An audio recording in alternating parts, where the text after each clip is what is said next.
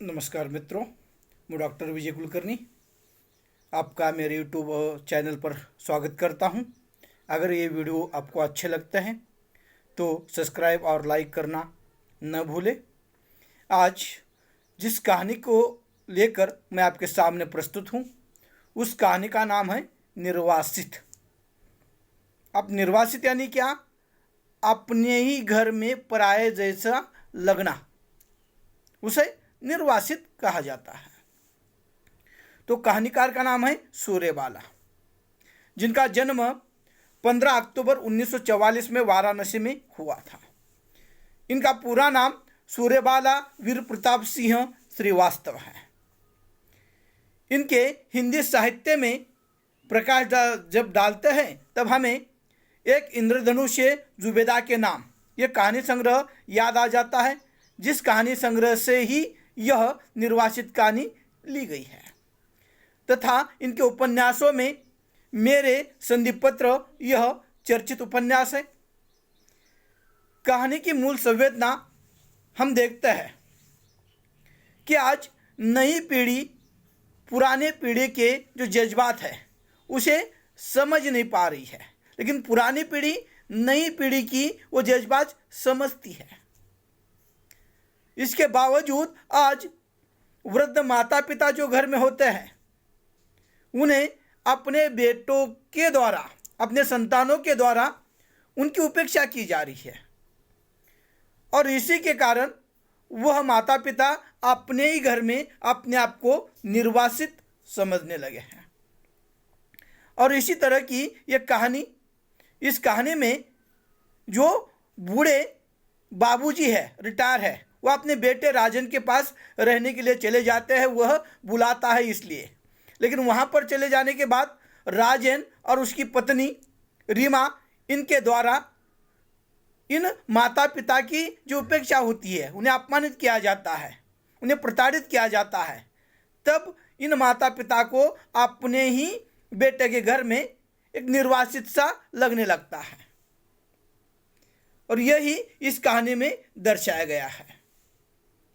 अब हम देखते हैं कहानी की विषय वस्तु किस तरह से है।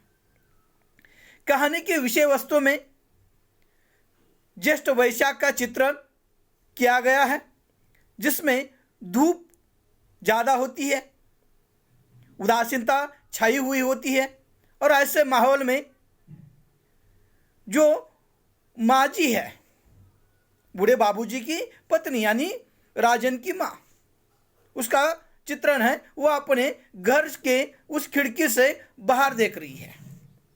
धूप ज़्यादा है, हवा में उदासीनता है, और इसी के कारण वह उस बाहर के उस दृश्य को देख रही है। लेकिन उसके मन में आ जाता है, पहले भी इतनी ही धूप रहती थी, लेकिन इस तरह से उदासीनता कभी महसूस नहीं होती थी।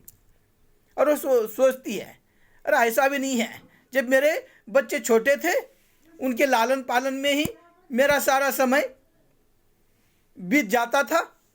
बच्चे खेलते थे, कूदते थे, बाहर चले जाते थे, उन्हें खिलाना होता था, पिलाना होता था, और उनकी उस सेवा में ही मेरा सारा समय वहाँ पर चला जाता था। और जैसे ही वह यह सोचती है और देख लेती है, अभी तो दोपहर हुई है, और दोपहर के इस समय में अब ज़्यादा समय अभी नहीं हुआ होगा, 4 बज गए होंगे, ऐसा उसे लगता है, और वह सो जाती है।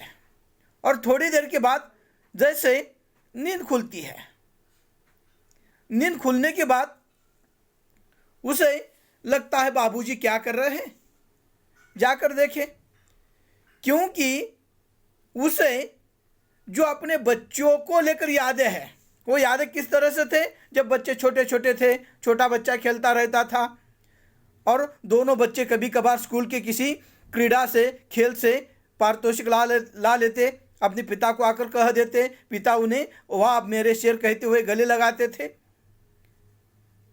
और उनके लालन पालन में ही उनका सारा जीवन बीत गया था। लेकिन अब ये राजन के पास आकर रहने लगे हैं। अब वहाँ पर बूढ़े बाबूजी वहाँ पर आराम कुर्सी पर बैठे बैठे हाथ में किताब है, किताब लेकर ही सो गए हैं। उन्हें नींद लग गई है। ये चली जाती है। उनका चश्मा उनके चेहरे पर ही था, इसलिए वह उठाकर बाजू रखना चाहती है। तभी बाबूजी जागृत अवस्था में आ जाता है और ये कहती है, अरे मेरे कारण तुम्हारी नींद वहाँ पर खराब हो गई। वो कहते हैं, नहीं, नींद तो नहीं आई थी, ऐसी झपकी मैं ले रहा था। तो वह कहती है, क्या तुम्हें शरबत बना के दूं? बाबूजी कहते हैं, शरबत तो नहीं, लेकिन तुम चाय बनाकर दे दो। और जैसे ही वह चाय बनाने के लिए डरते डरते अपने उस घर में चली गई है जहाँ पर चाय बनाई जाती है, रसोई में चली गई है। और चले जाने के बाद स्टोव पर चाय बनाना चाहती है, लेकिन उसमें मिट्टी का तेल जो होता है वह नहीं है, और इसलिए मिट्टी का तेल उसमें डालना चाहती है। और बुरी अवस्था थी, इसलिए हाथ से वो मिट्टी की तेल की जो बॉटल होती है, डिब्बा होता है, वो गिर जाता है और चारों तरफ वहाँ पर बिखर जाता है। वो मिट्टी का तेल फर्श पर चारों तरफ गिर जाता है और इसी कारण वह एक पुराना कपड़ा लेकर साफ कर रही है। तब तक यह आवाज़ सुनकर उनकी बहू आ जाती है। अब बहू आ जाने के बाद जैसे किसी कुतिया को देखकर बिल्ली डरती है, उस तरह की अवस्था इस माँ जी की हो गई। माँ जी वैसे चेहरे पर हंसी लाकर कह रही थी कि चाय बनाना चाहती थी, 4 साढ़े 4 बज गए, और वैसे भी यह जैसे कहती है तो वहाँ पर रीमा कहती है, अभी इतना कहाँ समय हुआ है। और जो घर का नौकर है उसे बता देती, आप उसे कह देती, जमुना जिसका नाम है, वह आपको चाय बना कर दे देता। और इस तरह से वह इसे ताने दे देती है। और ताने देने के बाद वो जैसे ही इसने सोचा था, माँ जी ने सोचा था कि अभी बहू और बेटा सो रहे हैं, जब तक उनकी नींद खुलेगी तब तक मैं चाय बना दूंगी। और इसी अपेक्षा से वो चाय बना रही थी, लेकिन यह वहाँ पर इस तरह से अब रीमा उसे डांट रही है, उपेक्षा के भाव से बातें कर रही है। अब चाय बनाना तो रह गया। और किस तरह से वह कमरे से बाहर निकली है, कमरे में जाना चाहती है, लेकिन इधर रीमा और राजेश के अंदर की बातचीत हो रही है। और उस बातचीत में ये रीमा अपने पति राजन को इस माँ जी के और बाबूजी के बारे में जो बातें कर रही है, उन बातों में एक उपेक्षा है, एक अपमानित करने की भावना है उस बाबूजी और माँ जी के संबंधों को लेकर। उन्हें चिढ़ाया जा रहा है। ये दोनों में, ये बहू कहती है, रीमा कहती है अपने बेटे को, दोनों में कितना प्रेम है। बाबूजी चाय पीते हैं तो उनके जो चाय का प्याला है वह भी अपनी पत्नी के हाथ में नहीं देते, बार बार पूछते हैं तुमने खाना खाया, तबीयत कैसी है। इस तरह से दोनों में कितना प्रेम है। इस तरह से जानबूझकर अपमानित करने के लिए रीमा अपने पति को कहती है, और बेटा भी प्रेम वगैरह ऐसा कुछ नहीं है। ये कहते कहते वो भी अपने पत्नी के उन बातों में सम्मिलित होता है। और ये जब बातें सुनते हैं तो उन्हें बहुत बुरा लगता है। और वह अब अपनी ही पत्नी को बाबूजी ने बातें करना कम किया है, क्योंकि घर परिस्थिति में बेटे और बहू के द्वारा यह अपमानित होना पड़ रहा है। और वह अब पेपर पढ़ते बैठते हैं, कुछ पूछना है तो अपने नौकर के द्वारा ही पूछ लेते हैं, वह भी डरते डरते। और ऐसी स्थिति में उन्हें याद आ जाता है कि बेटे को नौकरी लग गई थी और राजन ने ही खत लिखकर इन्हें बुलाया था, कहा था कि तुम गांव में अकेले रहते हो, वहाँ पर कोई सुविधा नहीं है, हमें चिंता लगी रहती है, तुम दोनों भी वहाँ पर आकर रहने लगो, जो गांव का मकान है वो किराए पर दे दो। अब ये गांव का मकान किराए पर देकर निकले हैं। वैसे गांव के पड़ोस की स्त्रियों ने कहा भी था, 1-2 स्त्रियों ने कहा भी था कि अपना आज़ादी अलग होती है, वहाँ पर जाकर अवसरी जीवन जीना पड़ेगा, पाबंदियों में रहना पड़ेगा, लेकिन बेटा बुलाता है तो जाना तो पड़ेगा। और इसलिए माँ जी और बाबू जी निकले हैं। माँ जी ने जो पुराने घर में जो सामग्री थी, जो साहित्य था, वह उसमें से कुछ चीज़ें ली थी। जैसे रामेश्वर से आते हुए उन्होंने कुछ खरीदा था, पूजा का लोटा, पोथी वगैरह, ये चीज़ें, सारी चीज़ें उन्होंने अपने साथ ली थी। बेटे ने जैसे ही राजन ने रेलवे स्टेशन पर देखा, उसके साथ 2-3 नौकर है, उसने देखा तो उसके आश्चर्य हुआ, उसे अपमानित महसूस हुआ। ये मेरे माता पिता है और किस तरह से इतनी बोझ लाए हैं, लोग देखेंगे तो क्या करेंगे। और इसलिए वो आए बराबर अपने पिता से कहता है, मैंने तो कहा था इतनी कुछ सामग्री पुरानी मत लाओ, वो किसी काम की नहीं है। लेकिन बाबूजी बोले थे, तुम्हारी माँ है, स्त्री है, कई स्त्रियाँ सुनती नहीं है, जितना समझाना था समझा चुका था, लेकिन वो नहीं मानी, इसलिए लेकर आ गई है, चलो कहीं पर रख देते हैं घर में। और ये कहने के बाद जैसे घर में प्रवेश किया जाता है, आए बराबर माँ जी अपनी उस थैलियों में से देख रही है, तब उसमें से कुछ पूजा का जो लोटा है रामेश्वर से लाया हुआ, वो लोटा रीमा देख लेती है, उसे लज्जा आ जाती है और वह कहती है, घर में यहाँ पर सब बड़े अफसर रहते हैं, एंग्लो इंडियन रहते हैं, बड़े बड़े लोग रहते हैं, ये चीज़ें देखेंगे तो क्या कहेंगे। और वह वो लोटा भी छुपा लेती है, घर के नौकर देखेंगे तो क्या होगा। और तब माँ जी का कुछ बस नहीं चला, वो चुपचाप बैठी और माँ जी का सारी जो सामग्री थी वो ऊपर रख दी गई। माँ जी का कुछ चला नहीं है। और जब पिताजी कभी कभार बाहर घूमने के लिए चले जाते थे, सुबह में पोथी पढ़ने के लिए बैठ जाते थे, अपने बेटे को अधिकार से कहते थे, आ जाओ तुम भी। वो बेटा वहां पर संकोच कर लेता था और उससे अपने पिता ने अधिकार के साथ बात जो पिता करते हैं वो भी पसंद नहीं आ रही थी। उसके अंदर एक अहंभाव था और वो कहता है, मेरे पास उतना समय नहीं है, अभी मेरी जिंदगी बहुत बची है, मैं बाद में वह पाठ करूंगा पोथी का। और इस तरह से वह अपने पिता को कहता है। और पिता और यह माँ कभी कभार जब पोथी पढ़ते हैं तो बहू आ जाती है और कहती है, इतनी जोर से पोथी मत पढ़ो, आस पड़ोस में यहाँ पर बड़े बड़े लोग रहते हैं। और कबीर ने भी कहा है कि चींटी के पैर पैंजन बांधे तो वह भी साहिब सुनता है। और इस तरह से दोहा जो कबीर जी का है वह भी उसका उदाहरण देकर वो कहती है कि इतनी जोर से पोथी मत पढ़ो, पाठ मत करो। और तब ये अपने आप को तो समझा लेती है माँ जी, और उसे लगता है ये भी सही है, जो जमाने के साथ चलना पड़ेगा। और इस तरह से आपको अपने आप को समझा लेती है। और जैसे ही एक दिन रणधीर नाम का इनका दूसरा बेटा है, जो रामेश्वर में ये जब जा रहे थे तब उसके 2 महीने पहले उसको नौकर लगी थी, वो आ जाता है। आ जाने के बाद घर में चारों तरफ खुशहाली है और वह हंसी मजाकिया स्वभाव का रणधीर, ये छोटा बेटा है, आकर हंसी मजाक कर लेता है। इन दोनों की बातें सुनकर इन माता पिता को अच्छा लगता है। लेकिन एक दिन जैसे ही यह बातें करते हुए घर में बैठे हैं,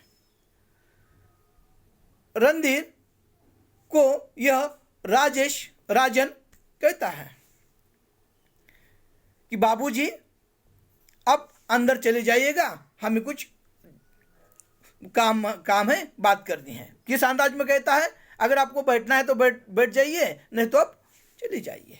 उसके पहले भी राजन ने कहा था, बाबूजी जब मेरे दोस्त आ जाते हैं तो आप अंदर बैठा कीजिए, आप बड़े आदमी हैं, बुजुर्ग आदमी हैं, आपके सामने मेरे दोस्त वहाँ पर शर्म करते हैं, वह वहाँ पर कुछ शराब पीते हैं, शिगार पीते हैं, ये उनकी आदतें हैं, व्यसनाधीनता उनमें है। और इसलिए यह अपने पिता को कहता है।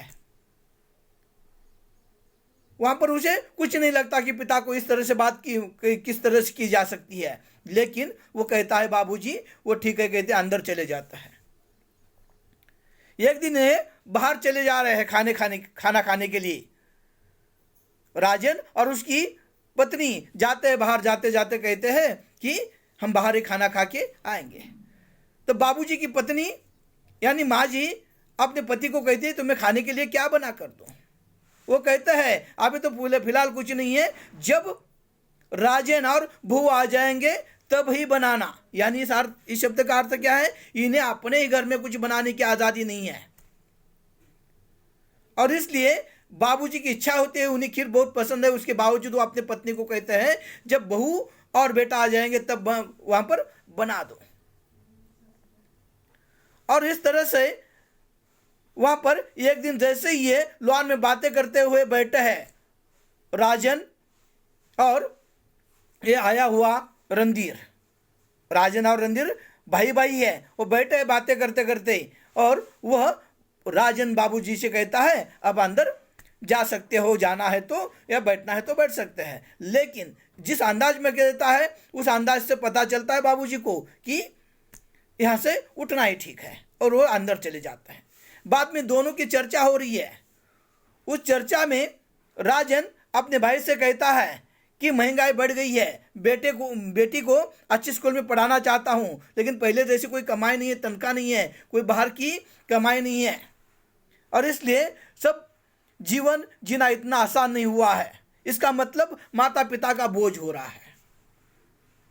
और यह रणधीर और इस राजन के अंदर बातें तय हो जाती है। कुछ दिन माँ इसके पास रहेगी, कुछ दिन पिता उसके पास रहेगा, जैसे हमने बागबान फिल्म देखी है। बागबान फिल्म अमिताभ बच्चन जी की हमने देखी है, उसमें का जो वातावरण जो स्थिति है इस कहानी में भी उसी तरह की स्थिति है। और यहाँ पर दोनों में तय हो जाता है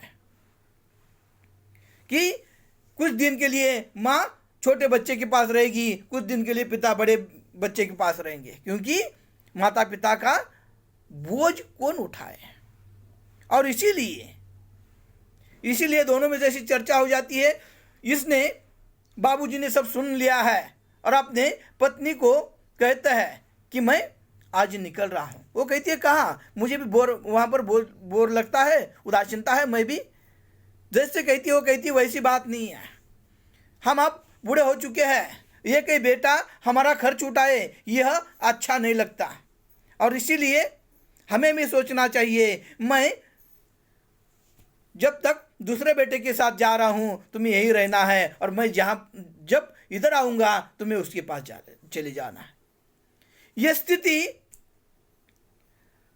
जब वो कहता है मन में तो विरह है, दुख है, लेकिन कुछ बता नहीं पाते, और आखिरकार वह अपने अंदर सोचते हुए चुपचाप बैठ जाता है, मन में विरह है। अब इस बूढ़े अवस्था में दोनों को एक दूसरे का सहारा चाहिए, लेकिन उसी वक्त इन बेटों ने उन्हें अलग कर दिया, क्योंकि माँ बाप का दायित्व कौन संभाले, उनका बोझ लगने लगा, और ऐसी अवस्था वर्तमान समय की हो गई है। और इसीलिए कहानीकार यह लिखते हैं कि कहानी का नाम दिया गया है निर्वासित। अपने ही घर में माता पिता ने जिस बच्चों को वहाँ पर उनका लालन पालन करके उन्हें बड़ा किया, उन्हें पढ़ाया, उसके बावजूद वही बच्चा माँ बाप को वहाँ पर बोझ समझने लगता है और उन्हें अलग अलग स्थितियों में देखना चाहते हैं। ये वर्तमान स्थिति हमारे सामने कहानी के माध्यम से सूर्य बालाजी ने प्रस्तुत की है, जिस कहानी में हम देख लेते हैं वृद्ध माता पिता की पीड़ा और बेटों द्वारा उनकी उपेक्षा, तथा पुरानी पीढ़ी नई पीढ़ी को समझती है, लेकिन नई पीढ़ी पुरानी पीढ़ी को समझने के लिए तैयार नहीं है। और इसीलिए समाज में न जाने ऐसे कितने बाबूजी और माँजी है जिन्हें अपने ही घर में निर्वासित सा लगने लगा है। और यह यथार्थ स्थिति पर लिखी गई कहानी पाठकों को सोचने के लिए बाध्य करती है। नमस्कार।